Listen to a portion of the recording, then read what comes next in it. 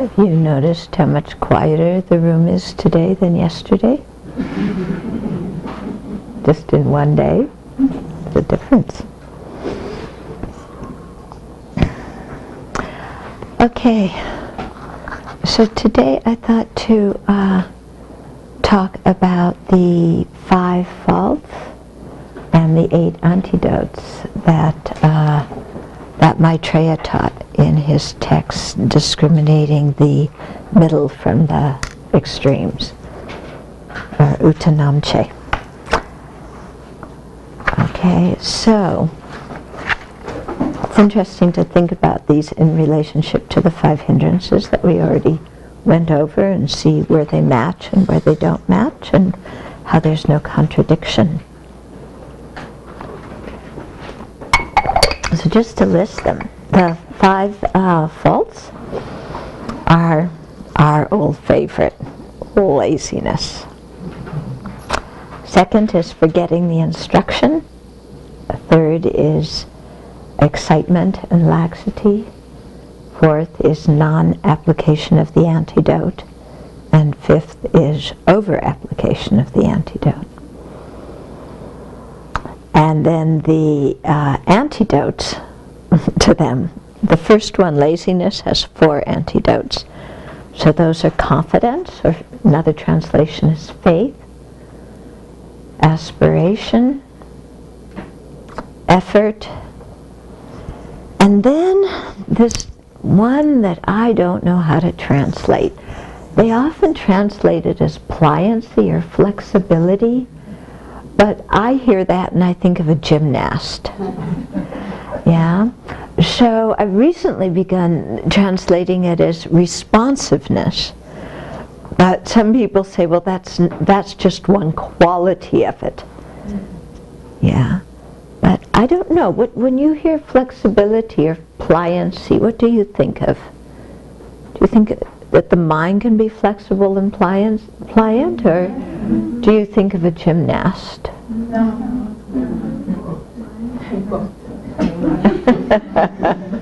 What about responsiveness?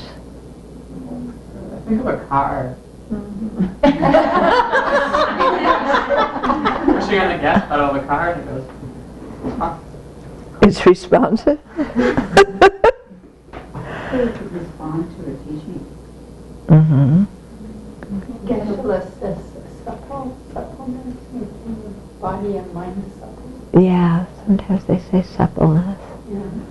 Well, how do you replace like the rigid mind? Pliancy sounds really good. Yeah, it's kind of, it's a mind that basically it's a mental factor actually, and it's the mental factor.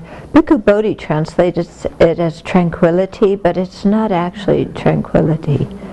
It's the ability to do what you want with your mind. Okay.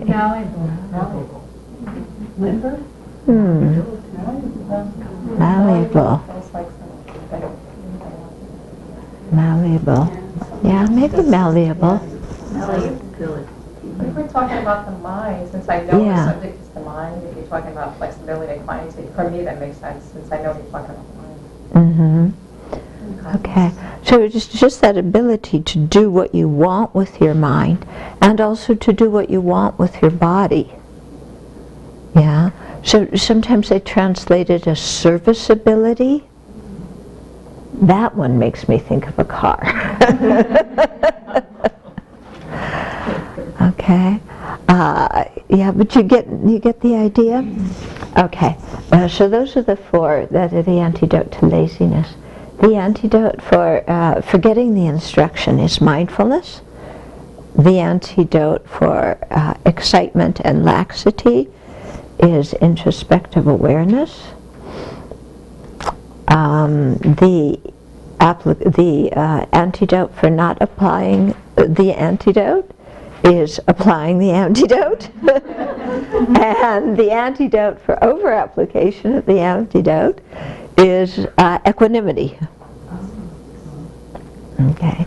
There's many different kinds of equanimity in Buddhism. So this equanimity is not the equanimity that you have in the fourth meditative stabilization.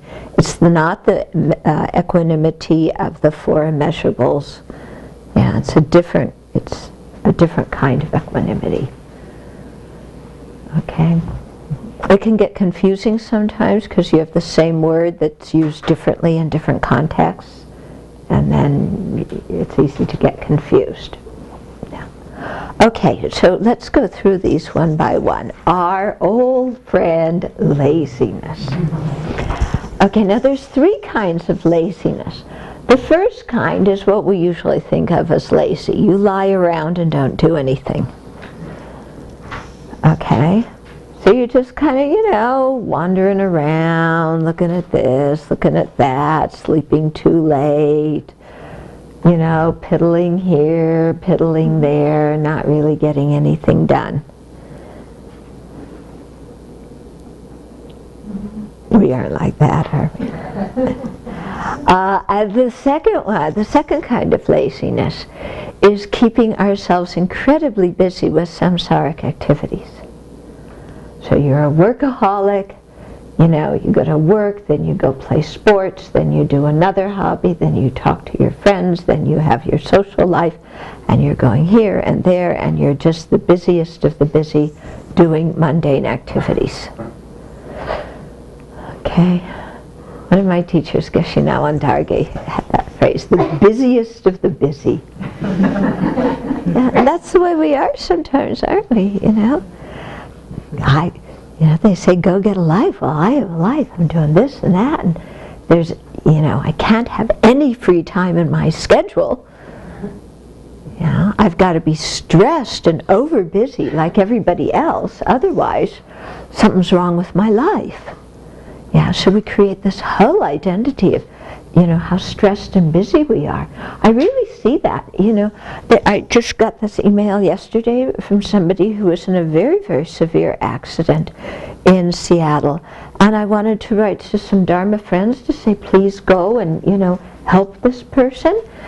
And I could just imagine all of them writing back to me, and they're really nice people saying, but I'm so busy, I really can't do it. Dharma students who are cultivating compassion. But I'm so busy, my lives are so busy, I have so much to do. Yeah? Made me feel uncomfortable even writing them an email to ask them to take care of somebody else.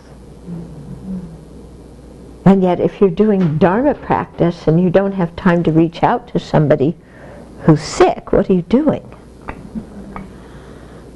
Yeah? But we're, people are so stressed and so busy and they just have absolutely no time.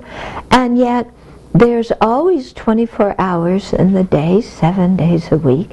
And who is it that fills up our schedule? Yeah? Do you have a private secretary that makes you so busy? Yeah? No. Who is it that fills up our schedule? My wife. You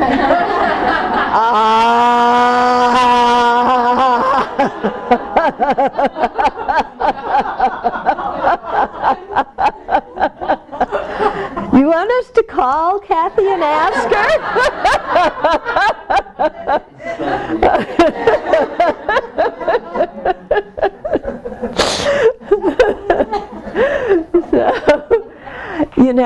We're the ones, we are always walking around saying, but I have to do this and I have to do that, and we don't actually have to do anything. It's quite fascinating. Whenever you say to yourself, but I have to, say to yourself, no, I choose to. And take responsibility for what you're doing. And then see if you really want to choose those things or not. Instead of saying, I have to. I have to. My boss wants me to do this. I have to. My wife wants me to do this. I have to do it. I have to. My cat even is bossing me around. I have to. Instead of I choose to. Okay. And then the third kind of laziness, Actually, we'll go back, and I was just listing them. This is just the introduction. The third kind of laziness is the laziness of discouragement. Okay? So, the antidote, well, if you have these types of laziness really badly, then before you can actually apply the antidotes listed here, you have to do some analytic meditation and really develop a little bit of ability to deal with them. Okay, so for the laziness, the lying around kind of laziness, yeah, piddle a little bit here, piddle a little bit there. I'm tired from piddling, so I might as well take a tea break. I'm tired from the tea break, so I got to take a walk in the garden.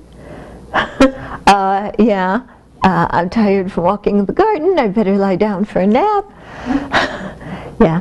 So that kind of laziness. Then it's very good to think about death and impermanence. Yeah. That should wake us up a little bit,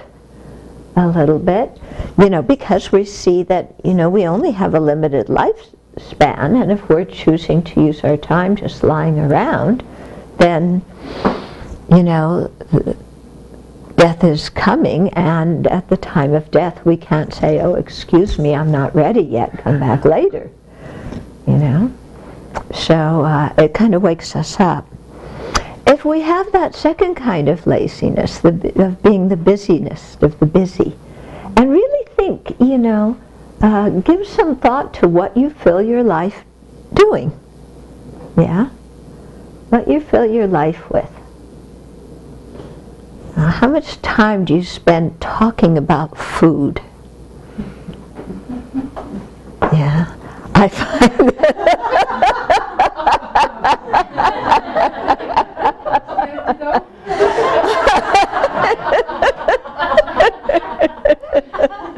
have another kitchen manager is the antidote.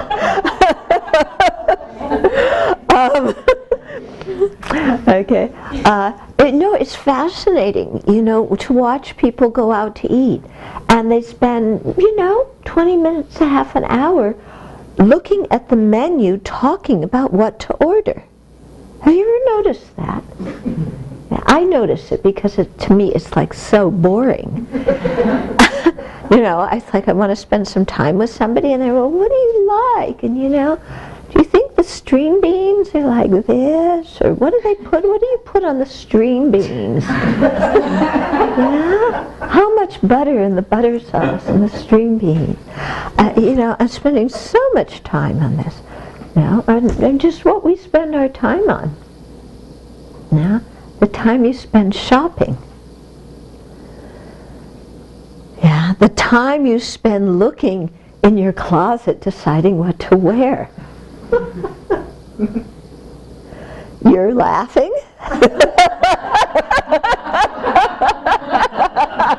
Are you having a flashback to your old life?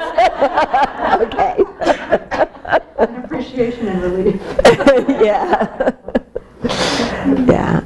But how long do you stand in front of your closet wondering what to wear? And have they seen me wear this before? And how often do I wear this? And what is, does this match with this? And am I going to be too cold or too hot? Yeah. And nowadays you not only have to match the pants or the skirt with your top, you also have to match it with your hair. Because your hair might be green or scarlet or, something like that. So, or blue. Okay. So, keeping ourselves very busy, not doing doing very worldly things. So the antidote to that is think about the disadvantages of cyclic existence. Now, how there's absolutely no satisfaction in cyclic existence. There's no security in cyclic existence. Yeah. Whatever you do to try and, find security and satisfaction is by nature not going to succeed. Because that's the nature of having a body and mind under the control of afflictions and karma. Okay? And then the laziness of discouragement. People have this one a lot too. Oh, I really can't do it. This is so hard. I'm not worthy. I'm not worthy of the Dharma. I'm not worthy of meditation or doing retreat. I hate myself because, all this past trauma, and I'm just so inferior. Everybody else is better than me. I really don't know what to do about this mess my life is in. I've been divorced 15 times. Well, actually 15 minus 14 once, but it's as bad, and I'm just, I'm defective goods now, and this whole thing is, the situation is worthless, and I'm sure you can take it from there. I think this is one of the biggest problems Americans have. Yeah, Canadians too.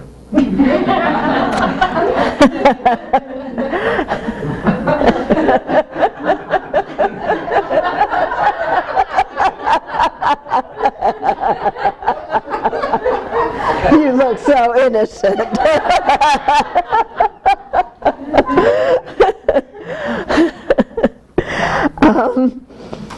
Yeah, but it is a big problem how much we put ourselves down and think we're incapable, think we're unworthy, think we're not deserving, think, we're full of faults and can never change, think that we're hopeless and helpless. Yeah? I mean, it's really a huge problem that I think most people have. Do any of you have this problem? Yeah. You're laughing again? You have this problem, okay.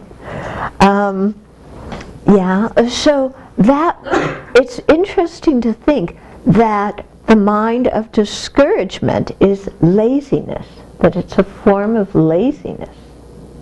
Why is it laziness? Because we are so wrapped up in our self-loathing and our pity party that we have no energy for Dharma practice. So we're lazy in terms of doing Dharma practice. Okay, because we're spending our time doing something else that isn't very worthwhile. Yeah? That makes me think that laziness is related to self-centeredness. That all of these things are related to the self-centered attitude. Yep, that's exactly it. You can really see how laziness functions under the influence of the self-centered attitude. Why do we lie around? Well, I don't feel like it. Self-centeredness. Why am I the busiest of the busy? Because I'm trying to create an image and I'm trying to keep myself so busy that I don't have to look at how unhappy I am. And then, of course, discouragement is all about me and how incapable I am and unlovable I am and defective I am and hopeless I am and blah, blah, blah. Okay? And so, very, very, all three of these kinds of laziness are really wrapped up in self-centeredness, aren't they? Yeah? When we have compassion in our hearts, yeah, and we're looking towards the welfare of all sentient beings, we don't have time and energy to make a big deal out of ourselves in an unproductive way. It doesn't mean that we run around being the busy of the busy, taking care of everybody else so we don't have to look at ourselves. That's not what I'm talking about. But, when we expand our horizon and we're not just focused on ourselves and see other sentient beings' plight, then compassion's there. Yeah? But this laziness, I mean, whether it's discouragement or samsaric busyness or lying around, all of it's extremely narrow, isn't it? Very narrow-minded, all about me.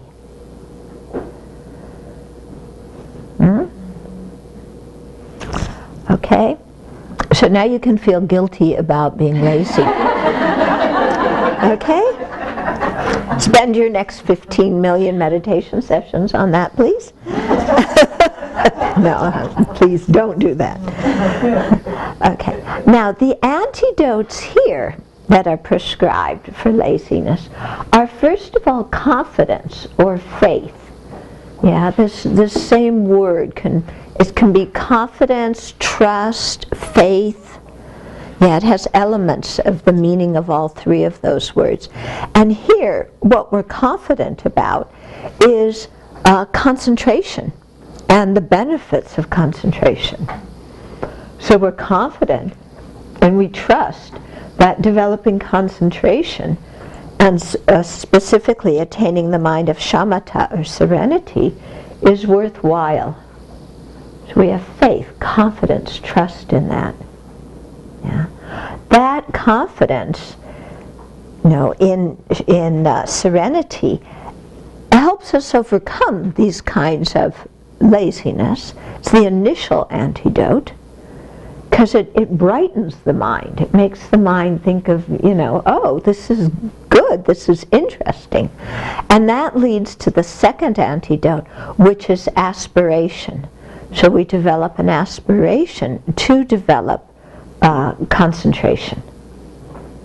Yeah. When we have an aspiration, then our mind, is really more enthusiastic. Yeah, it's kind of like when you've seen a commercial and you want to go get something, there's some energy and enthusiasm. And so the third antidote for laziness is effort. Because when we have aspiration, then we naturally make effort. We want to accomplish it, we put in the effort.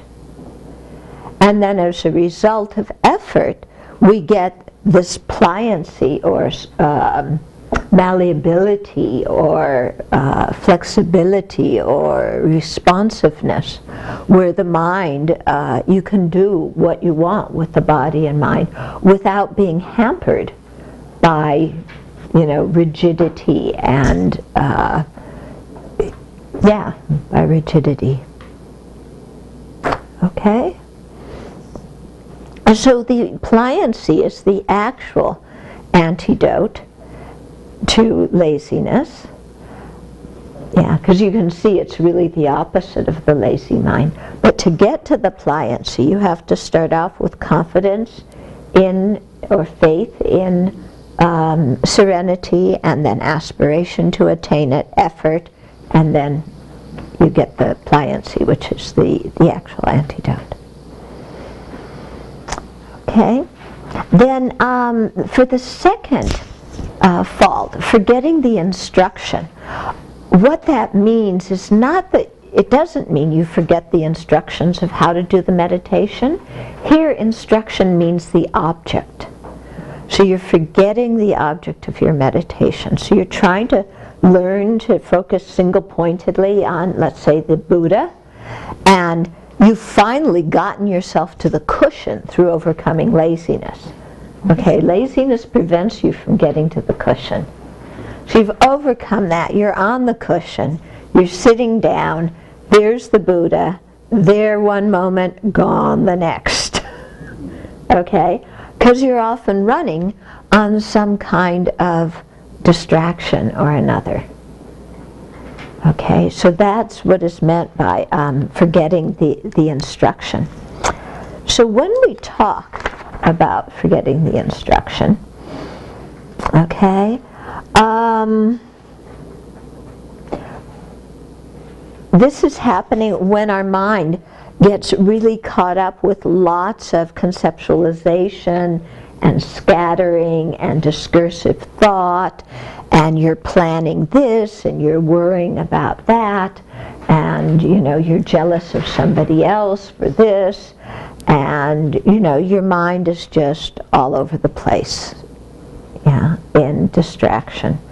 So mindfulness is the antidote, because mindfulness is the mental factor that is familiar with your object of meditation and can remember it, placing the attention on the object of meditation in such a way that it doesn't get distracted to another object. Okay, so mindfulness is what you have to recall and cultivate to bring your mind back when you're off the object of meditation. Okay, when in the process of developing serenity, there's two qualities we really want to develop. One is stability of the mind on the object. The other is clarity of the mind on the object. So when you've forgotten the instruction, there's no stability because the mind is off the object.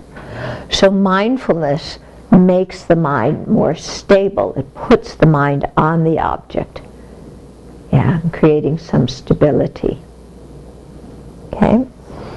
Then, while you're being mindful, then there's two other main things that come up to disturb us.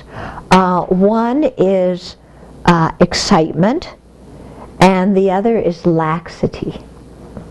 Okay, so let's do excitement first. Excitement falls on the side of attachment. Okay, so it's the mind that gets attached to things. Now, they say that attachment is what primarily takes our mind away from the object of meditation, or laxity does. I don't know, some of us may be more expert in anger and have anger be what takes us away from the object. But I don't know, what do you think in watching your own mind? Attachment? Attachment. Yeah. Attachment? Anger, jealousy. Okay, anger? Yeah. All of them. Yeah, all of them do. Yeah. Anger, is it related to attachment? You're attached. Yeah. You get angry if you don't have it. Right. It's attachment. Yeah, that's very true. It's very true. When we can't get it, then we get angry. Yeah. But, there's something a little bit pleasant with attachment, with daydreaming, and, I find what's very interesting is now, because meditation is another buzzword that's found in Time magazine, and so now, when people lead you through a visualization, you're with Prince Charming at the beach, and then going out to dinner, and then this and that, and you're visualizing this, and you're visualizing yourself as successful and sexy and everything that your lazy, discouraged mind thinks you aren't. You're visualizing yourself as being. And that's now marketed as meditation. Yeah? And visualization, and this is how to get over your hang-ups. Okay, from a Buddhist viewpoint, it's just plain old daydreaming. Yeah, but we do it quite well, and there's something a little bit pleasurable about it. Well, a lot pleasurable, because we can make up our own fantasies, and they all come true. Okay, so there's two kinds of excitement. There's the very gross kind, where we're just like totally in Never Never Land. Yeah, and at that point we are off the object of meditation. So there's no stability. The mind is off the object of meditation. So clearly we have to know what the antidotes are. Here it's said that introspective awareness is the antidote to excitement. It's not the actual antidote. The introspective awareness notices that you're off the object of meditation, but getting your mind back on the object of meditation is, the antidote that you need to do. So in cases of attachment, you meditate on impermanence, on the foul, the ugly aspect of the object, on the defects of cyclic existence. Okay, those things that lower your mental energy, that make your mind a little bit more sober. Okay? Can I ask a quick question on that? Mm-hmm. So if you're meditating on the Buddha, and then you lose the image of the Buddha because you're thinking about an object of attachment, are you saying that we should then go through a progression of the disadvantages of that object, or if we think of the Buddha right away, should we go right back to the Buddha? Yeah. If you've just gotten lightly distracted, your mind isn't really engrossed in the object of attachment, then you just renew your mindfulness. Okay, your introspective awareness notices you're off, you renew your mindfulness, bring your mind back to the Buddha. Okay? But very often when our mind is really entrenched in the object of attachment, we're off in the very next moment. Yeah. And we find our mind keep going back again and again and again to the object of our attachment. You know that one, don't you? Yeah? So at that time, you just can't, notice it with introspective awareness and renew your focus with mindfulness.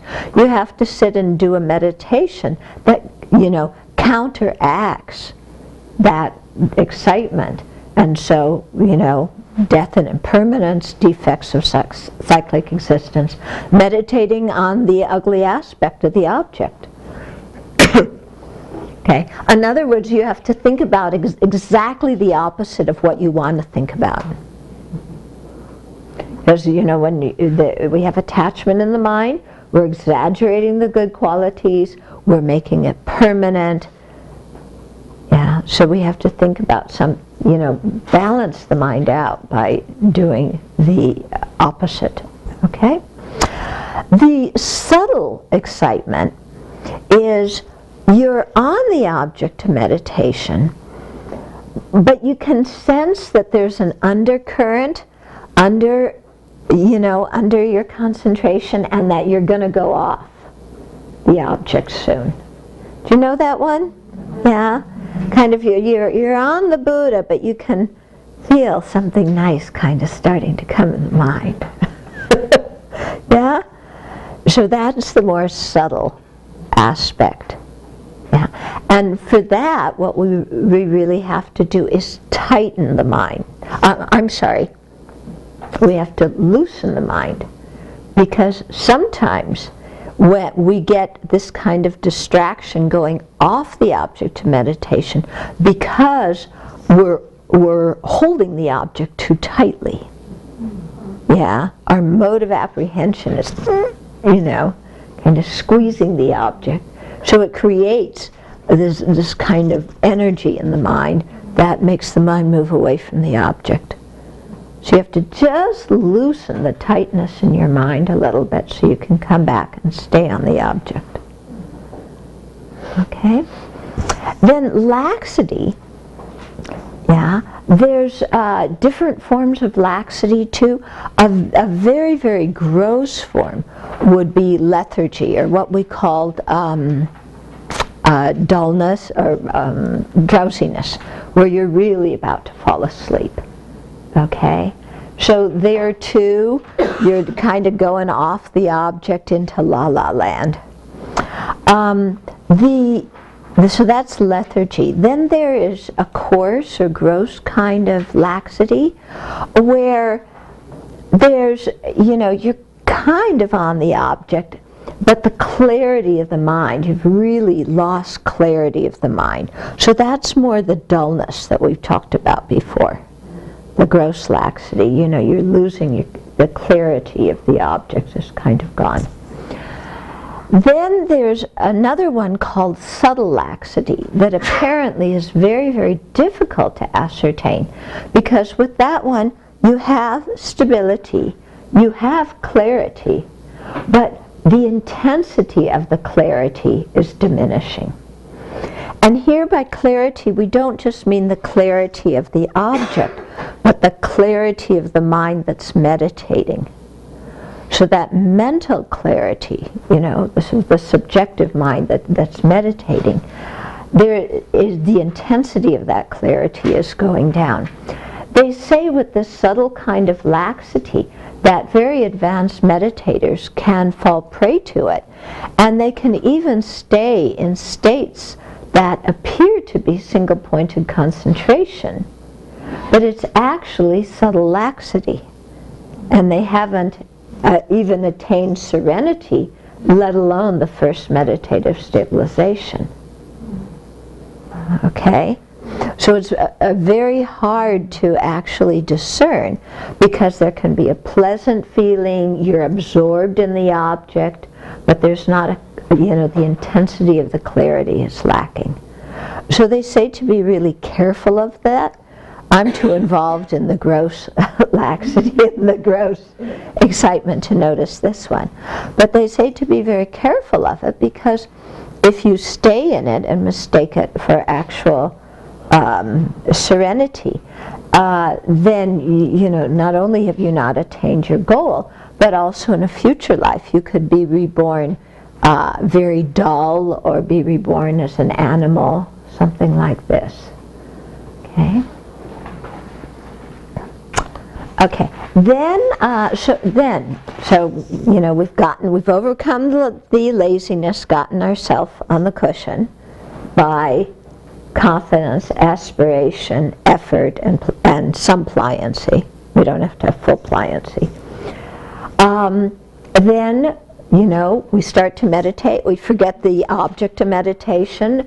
We renew it and stabilize the mind with mindfulness. Then excitement comes to disturb us. Gross and subtle excitement and gross and subtle laxity come to disturb us, and we remedy those by introspective alertness, which is like a spy that comes up in our meditation from time to time and surveys the situation and checks, am I on the object? Is the clarity of my mind good? Okay? Or has laxity come? Has excitement come? Or am I just totally caught up in distraction? Okay? And then, so introspective awareness is what we use there, but then we have to use another kind of meditation to really counteract that if just returning to the object of meditation doesn't work. Okay? If we can return or to the object or brighten the mind, do that immediately, But if that's not working, that's when you do these other meditations. So with laxity, you really want to brighten the mind. Yeah, think of light. Yeah, you want to uplift the mind to regain the clarity and to regain the intensity of the clarity. So here they say too, you have to tighten the hold on the object. You have to tighten your mode of apprehension a little bit, because the laxity is too relaxed. Okay, so with the excitement, the mind might be too tight. You have to loosen it a tinge. With laxity, the mind's too relaxed. Yeah, so you have to tighten a little bit. Yeah, so it's like the violin string, trying to get just exactly the right thing. And of course, it's going to keep changing. Okay, then the next problem you run into is over applying the antidote. Or not applying the antidote. So that's the fourth fault. And the antidote to that is applying the antidote. So have you had it in your meditation? You see that you're off the object, that you're in a very wonderful daydream. But you don't really want to go back and, to the Buddha. You want to stay with your daydream. So you don't apply the antidote. Okay? Certain kind of reluctance here. Or you're falling asleep. You're getting drowsy. Yeah, I'm falling asleep, but, it feels so good. So you don't apply the antidote. Yeah, so maybe this is what Venerable Semke was talking about earlier, about really saying, I'm not going to give in to it. I'm going to fight it. I'm going to apply the antidote somehow. Okay? So you have to, that problem comes up of not applying the antidote, even though you know that there's a problem with your meditation. Okay, so then you overcome that by learning to apply the antidote. And then the next problem you have is that you keep applying the antidote when you no longer have the problem. So it's like, first you have a kid that's running wild that you're not disciplining, so you have to discipline the kid. But then after the kid's behaving, you continue to discipline them. So that becomes an interference.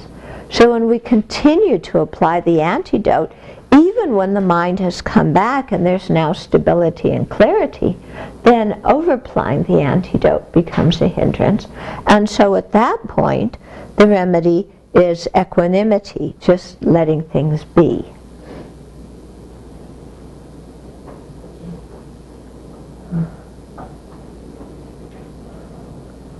Okay. So those are the 5 faults and the 8 antidotes that Maitreya spoke about. Yeah. So you can see that, they're somewhat similar to the 5 hindrances, but they also kind of go out in a different way. The 5 hindrances emphasize just emotional problems or wrong views and things that we can have even when we're not meditating that really affect our life. But the 5 faults are dealing more specifically with meditation, although certainly laziness can come at any time in our life. Okay, but the other things are more specifically within the context of trying to cultivate serenity. Okay, any questions? Yeah. In comparing, like your object is the breath compared to the object is the Buddha. With the breath, you have this sense of tension and relaxation. You breathe in, you breathe out, and there's a following.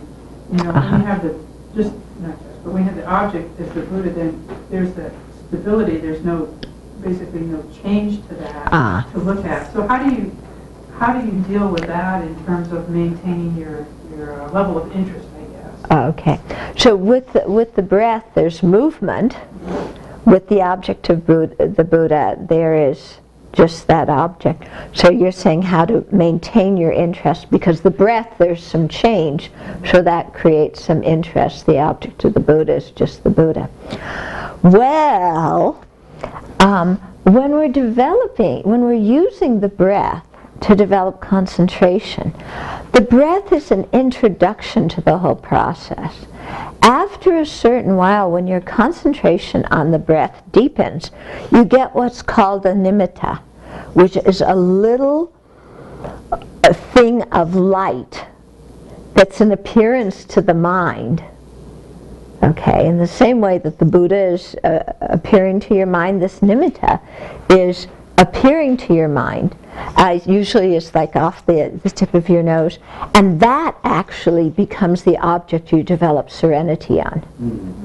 So as you're deepening your concentration, when you get this nimitta, you change your mind to that. Okay? Because for the very reason that you mentioned, with the breath there's movement, there's change. So it's harder to develop very deep concentration because of that change that's going on. Yeah. With the nimitta, it's like the image of the Buddha. It's just one small thing that you focus on. Okay? I suspect I do the meditation on the Buddha wrong, because when I'm listening to you, a lot of attachment and attachment arises. And then I've been working with just watching this attachment, this longing, or this. so I just go, maybe I should be working on the breath. I mean, I've been sticking with the Buddha because you asked us to. So, but I'm just calling it out that I'm like, wow, here's all of these huge, exciting, like razzle-dazzle emotions, and that's just my tendency, you know? Like, yeah. right on the road I am on. Okay. Now, there's some of us who are very enthralled with our emotions. Okay? I'm one of those people. So I know this very well. Where just my emotions are like so interesting, so fascinating. I'm feeling, my deep feeling, or my deep anger, or my deep longing, or my deep, everything I feel is like so dramatic. Okay? Who else is like that beside Venerable Semke? She and I together, we could just go off, What are you feeling? I'm feeling. What do you feel? I'm feeling. Join our club. But at a certain point in your practice, first of all, if you have that kind of personality, then you have to do all the antidotes to all those feelings and try and correct them and balance your mind out, instead of having them be so intense that they're dragging you all over the universe. Then after that, you have to realize how hooked you are on your own emotions, And my emotions as the most important thing that could be happening in this whole wide universe. Yeah? And you have to develop just this mind that's like, okay, there's some intense feeling, that's nice, what else is new? Instead of, I'm feeling. I keep telling you how my mother called me Sarah Bernhardt as a little kid, this actress.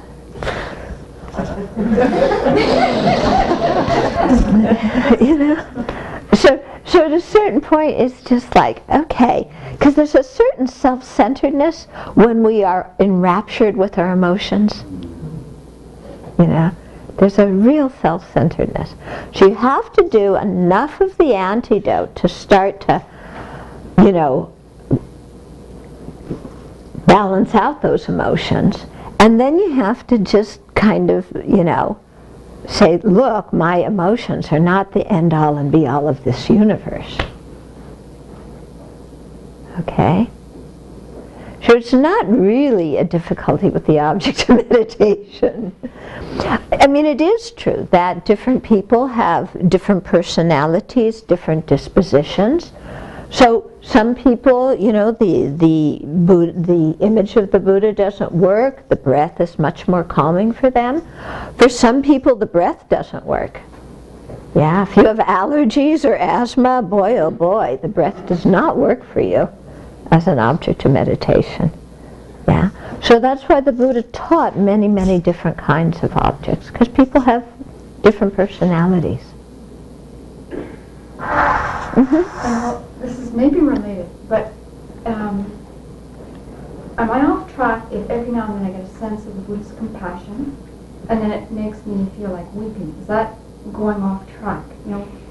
Just this intense feeling of like, holy cow, this is a possibility that, there's that from this holy image. Okay, I think when you're visualizing the image, I think it's very natural that you get some feeling for the Buddha's, the Buddha's qualities, and that can be really moving.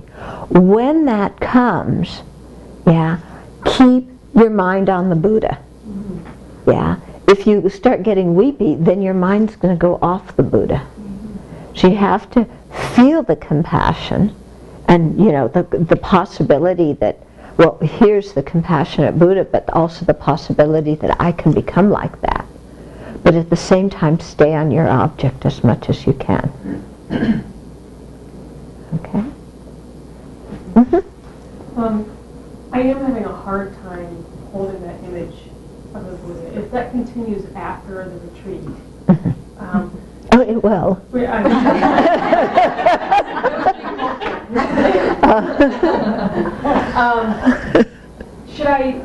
Would you suggest that we go back to, or people who have that issue, stick with the breath then?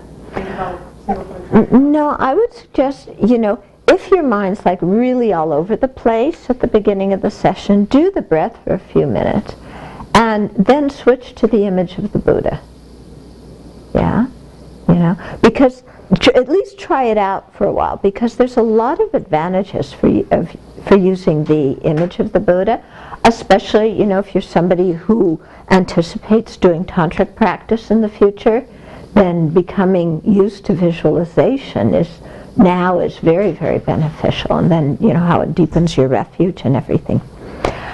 If you don't start telling yourself, I can't visualize, because like I was saying yesterday, if I say pizza, okay, you have an image of pizza in your mind, doesn't it? You can even tell me what kind of pizza it is. And you can tell me how big it is, can't you? Yeah? So you can visualize. Now the thing is, why does the image of pizza come so readily and the image of the Buddha not? That's the question. Well, it tells you something with what we're more familiar and thinking about, doesn't it? We spend a lot of time thinking about pizza, so of course it comes to mind. We're not so familiar with thinking about the Buddha, so staying on that image is harder. But as you become familiar with the image of the Buddha, and because it comes so much, at least in Tibetan practice, and I would say in any practice, if you're taking refuge, are you just addressing refuge to empty space? You're not. You're thinking of the Buddha. You're thinking of the Dharma and the Sangha. There's something there. You're not taking refuge in empty space. Yeah? So as you cultivate this ability to visualize and feel like you're in the presence of the holy ones, then, taking refuge, which comes in all the Buddhist traditions, becomes much more meaningful for you. Okay?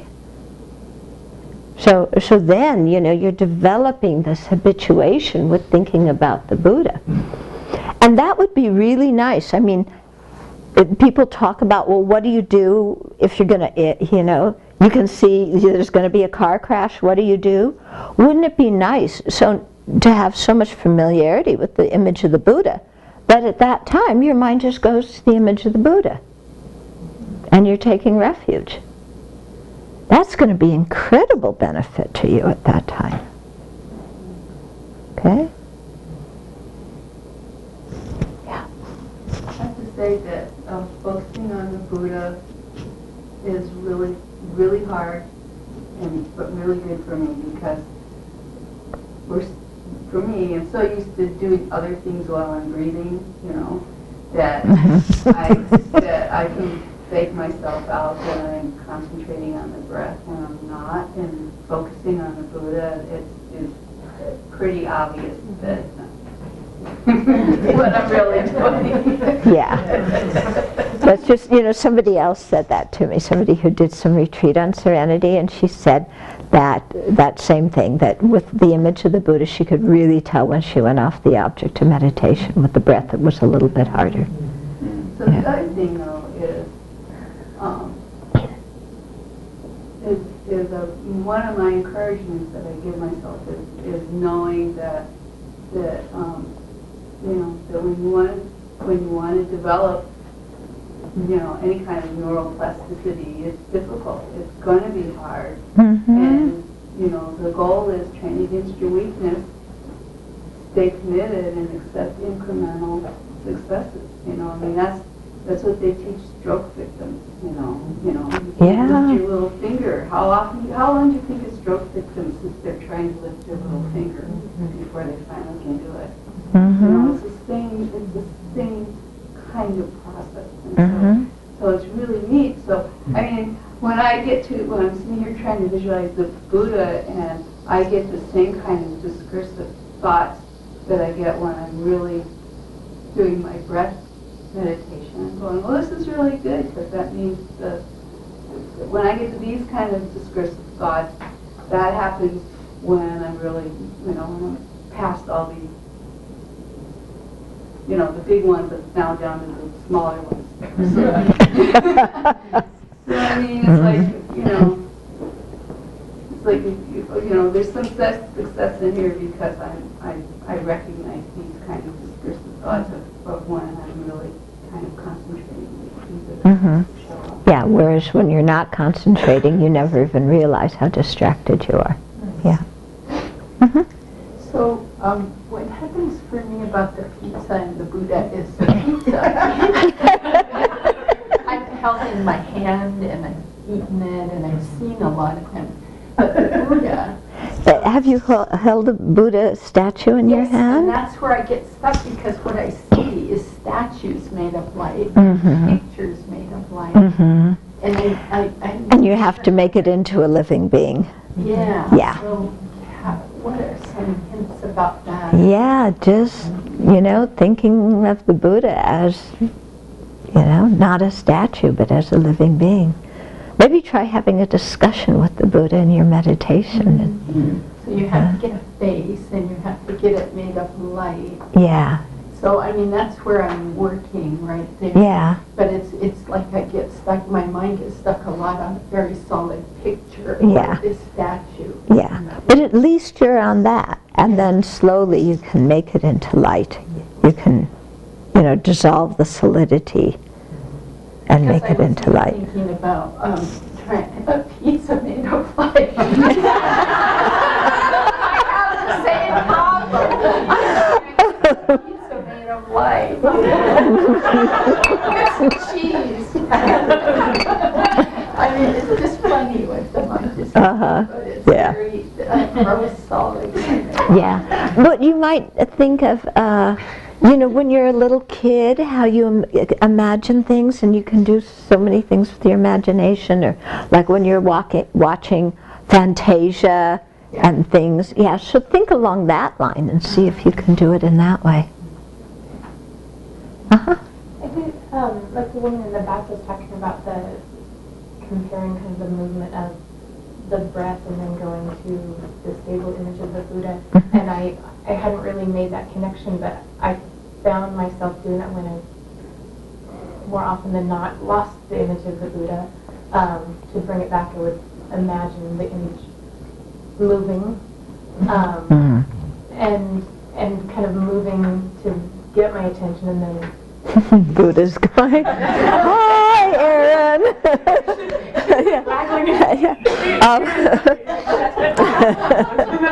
It's kind of like I was imagining kind of like father and child, like kind of, getting my attention, and then I could focus, and then I'd lose it. Is that okay during this? I would not get in the habit of making the Buddha move, because many people say that can actually be a distraction in their meditation, is that the Buddha starts moving. Yeah, and you want to just have the figure there. I think make it bright. Use the brightness to get your attention.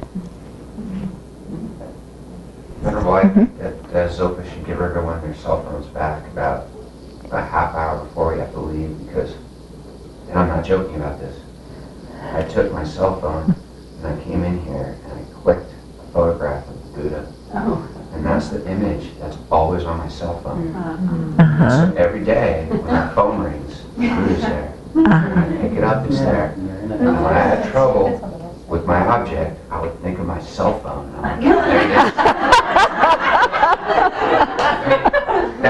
That image is on my cell phone. Fun, yeah. And it was a lot easier for me. Oh, okay, there it is. So I mean, maybe it's funny a little bit, but it's just like I said. Yeah, it's the imprinting. Yeah, yeah. To the image. Right.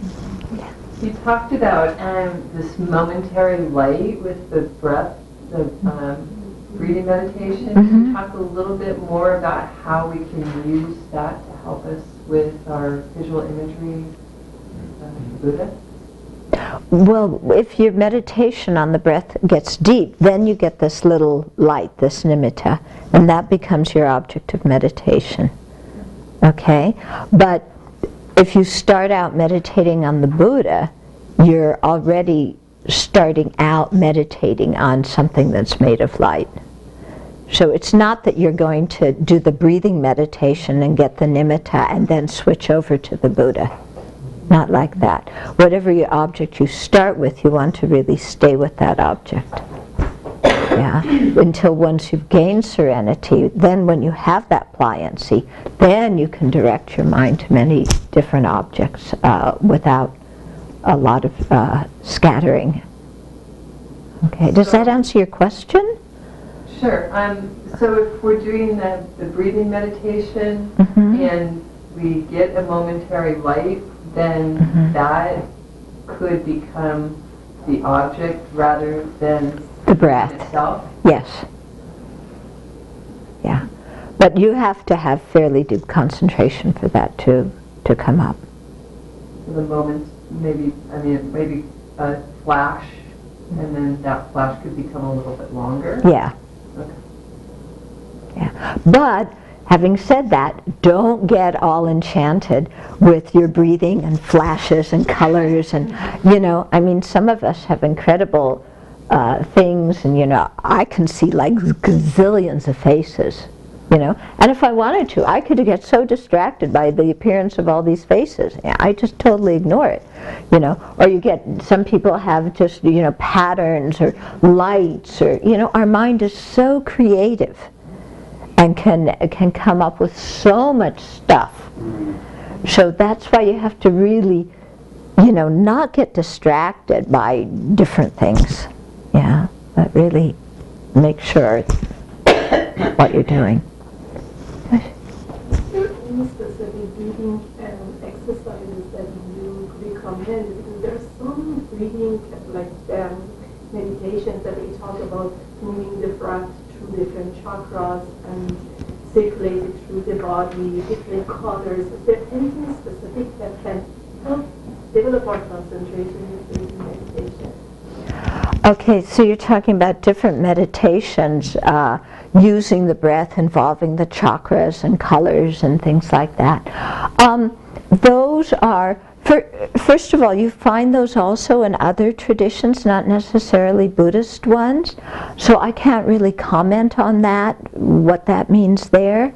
In terms of Buddhist meditations, when you're doing things with the chakras and the breath, that's a very advanced practice. Yeah, so not usually recommended for beginners. Yeah, to do that in a Buddhist sense. What they teach in other spiritual practices, I can't comment on because I don't know. Okay, so we have to stop now. And we'll continue tomorrow. Okay, so try, going to bed with the image of the Buddha. Try waking up with the image of the Buddha. See how that affects you. Play with this. Okay? May the Spiritual teachers who lead me on the sacred path, and all spiritual friends who practice it, have long life. May I pacify completely all outer and inner hindrances. Grant such inspiration, I pray. May the lives of the venerable spiritual masters be stable, and their virtuous actions spread in the 10 directions. May the light of Losang's teachings dispelling the darkness of the beings in the 3 worlds always increase. Guratna Mandala Kamiryatayami Due to this merit may we soon attain the awakened state of Guru Buddha, that we may be able to liberate all sentient beings from their suffering. May the precious Bodhi mind not yet born arise and grow. May that born have no decline, but increase forevermore.